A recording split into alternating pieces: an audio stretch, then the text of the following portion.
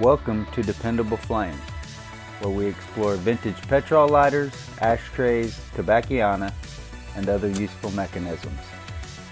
Make yourself at home.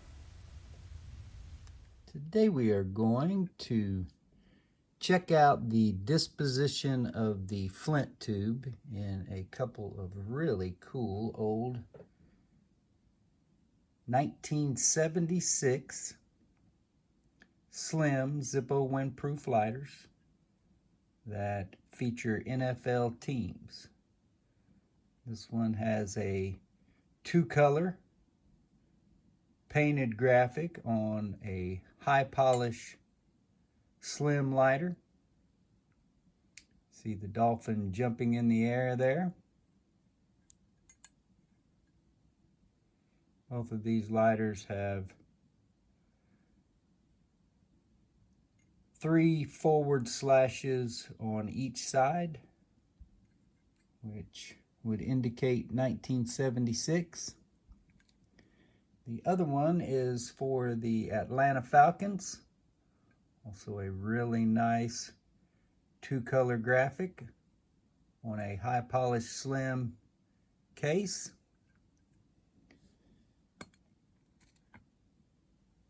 The insert that was in the Dolphins lighter had a little bit of dust, Flint dust that is, scattered around the chimney or ignition area. We took some canned air and blew that out. You can see the markings on the insert there, which is certainly original to this lighter. It doesn't appear as though it's ever been struck, filled with fuel, or anything like that. It does have some scratches on the back of the insert. Scratches are minimal. The front looks really good. Some scratches here along the back are evident, which is going to happen from removing inserts from the case of the lighter. The insert for the Atlanta Falcons lighter, and it has some scratches on the back of it.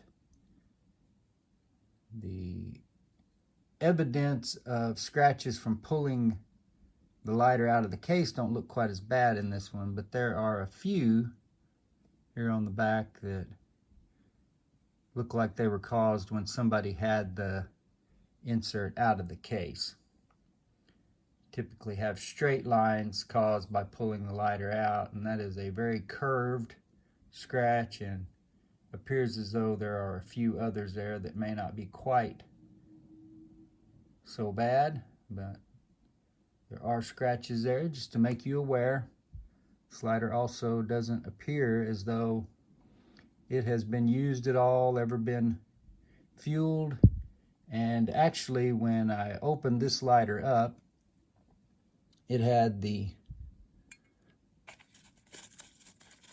little instructional sheet hanging out the back of the lid, and did not show evidence of degraded flint around the windscreen or anywhere else on this lighter. So we will start with this Atlanta Falcon lighter.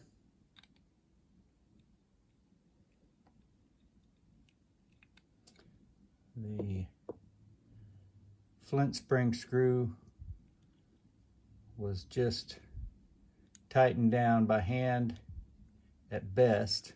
Didn't require that screwdriver at all.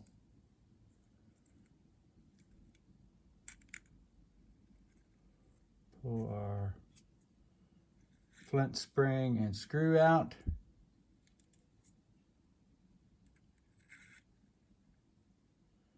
Judging by where this Flint spring and screw come to rest, it looks as though if the Flint is not degraded in there, then we should be good.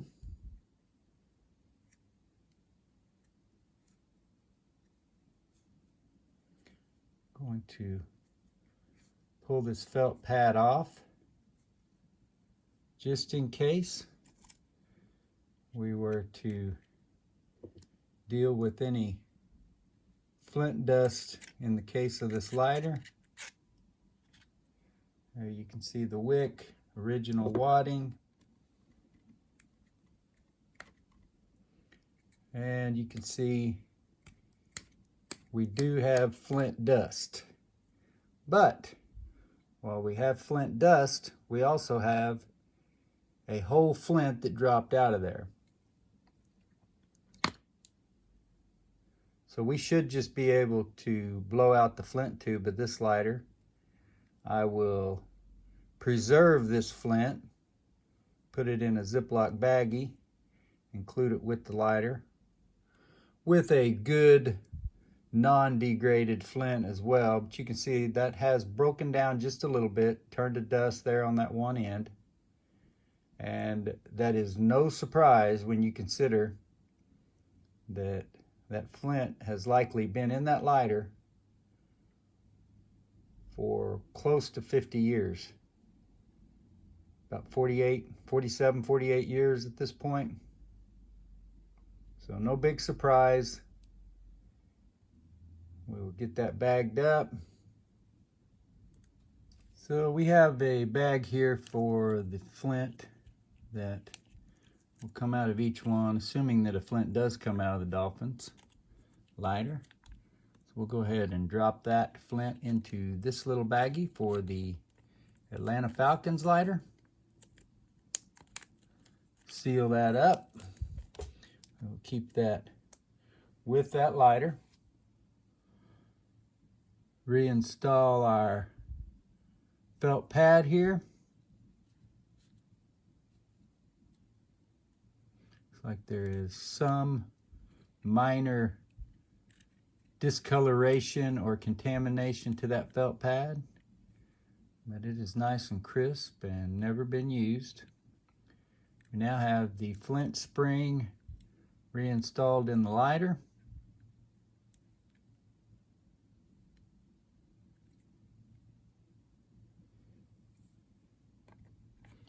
We will set that aside for now. Not ready to put those inserts back in because I'm going to be taking pictures and I want to minimize the scratching that takes place by pulling those inserts out. So now we have this 1976 Miami Dolphins Zippo Slim lighter. That was tightened down, but not too tight for me to be able to loosen it with my thumbnail. You can see flint up against the wheel and the wheel does not turn. Now whether or not that flint has degraded or will drop out of there may be a different story. We'll find out when we loosen this flint spring screw, which you judge by how far that spring is going in there.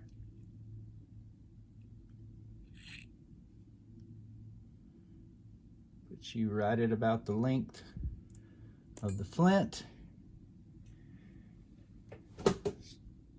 Pull this felt pad off.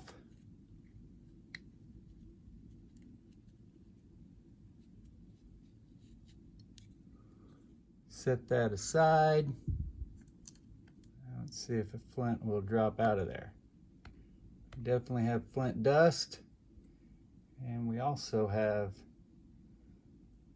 flint holding our wheel and will not let it turn. So chances are we are going to need to drill this one out. You can see the old flint dust there. Some of that will drop out of there, but in general, we're going to have to dig it out before it will just come out. Okay, and we have a 3/32 drill bit here that we will attempt to spin by hand and just see if we can break through the obstruction of the degraded, concreted, or powdered old flint that is in this tube. These Zippos have straight flint tubes, so there's not much to this. It's just a matter of having the time to either work through that by hand, which will take a lot of time sometimes. Other times they will push right through there.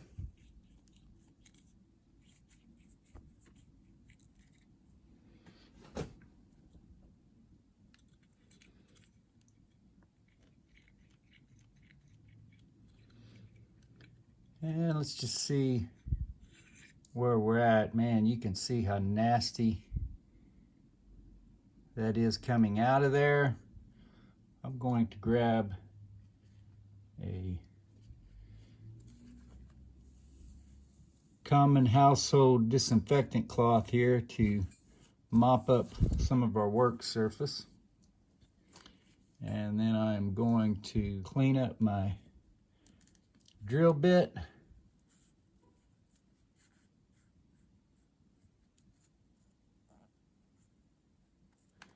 get all that dust off of there. We've got powder just falling down out of there, but still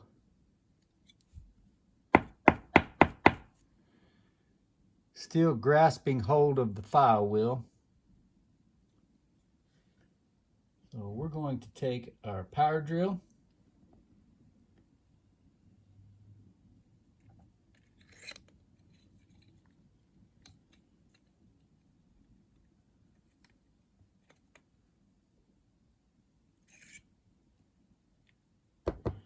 real quick before we do the power drill, let me measure and see just how far we have left to go here.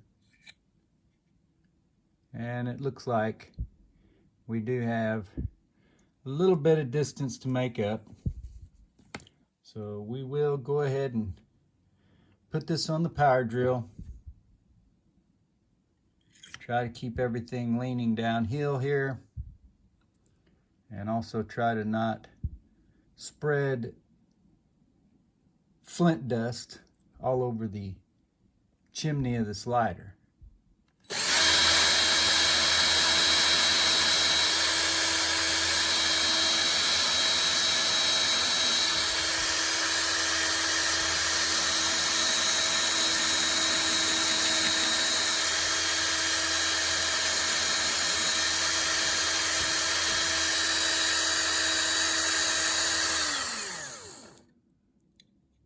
Okay, we got the wheel turning now. So let's turn that in this direction to keep the dust from contaminating that wick. I'm gonna set a lot of this aside, clean up my hands,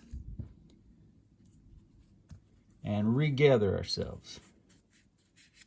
I'm gonna hit this with a little bit of canned air, and canned air or any kind of compressed air will typically be your friend when it comes to dispatching this old flint dust that is spread around. So we're going to try to shoot this in the direction away from the wick. The cans are kind of iffy how they like to work. See that dust? Still see some dust on the file wheel. So we will take one of our common household disinfectant wipes and just dab onto that to wash away that caked up old flint that is on the wheel.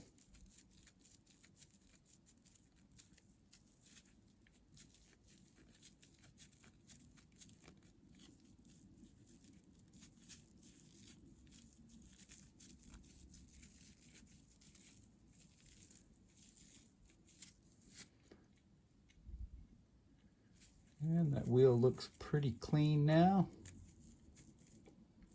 May still show some minor evidence of old flint dust having degraded and clung to it, but that is okay. It won't affect the function of the lighter, and it also will not bother me for the buyer to see that, because that is something that I will disclose in the listing, that the tube was clogged up by old degraded flint but cleared before this lighter gets listed.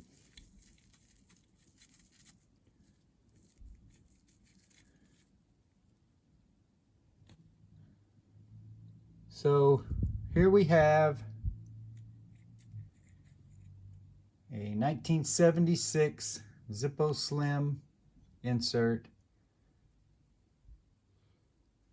Put our felt pad back on it. You can see the file will turn, and yet once we get the flint spring pushed all the way in, before we even thread it in, the wheel will no longer turn, because the